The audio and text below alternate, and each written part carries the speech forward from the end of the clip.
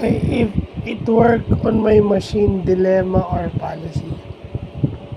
If it work on my machine or dilemma policy, okay, ito yung policy o dilemma ang naranasan ko kasi I was programming on Visual Basic 6 and Visual Basic.NET. So, yun kasi mayroong object sa VB6 na pagdating mo ng VB.NET, hindi na siya supported.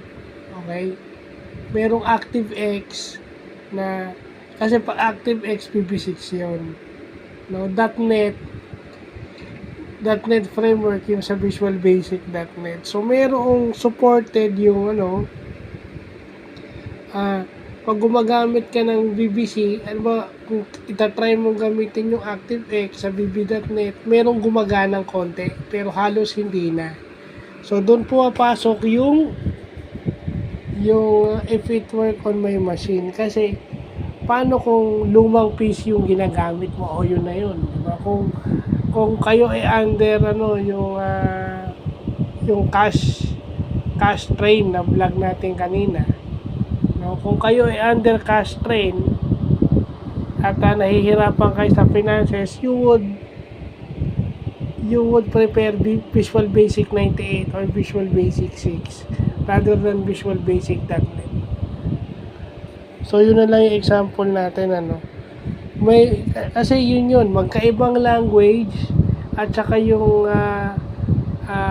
preferred operating system ng VB6 is Windows 98 XP/ME, di ba? While yung .NET is Windows 7, 8, 9, 10 pataas. So yung ganyan. So dapat alam nyo rin kung anong OS, ano yung specs ng computer o personal computer o laptop na gamit nyo. Okay?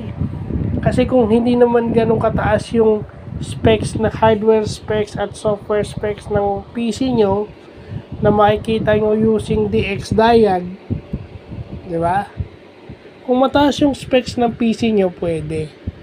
So, doon yun. Kasi hindi lahat ng machine pare-pareho yung specs.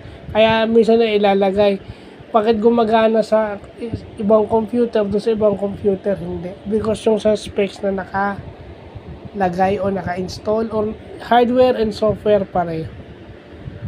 So if it work on machine, if it work on other machines, sa ibang machine hindi. So yun, buti na explain natin yung dilemma na yan. So yun lang po.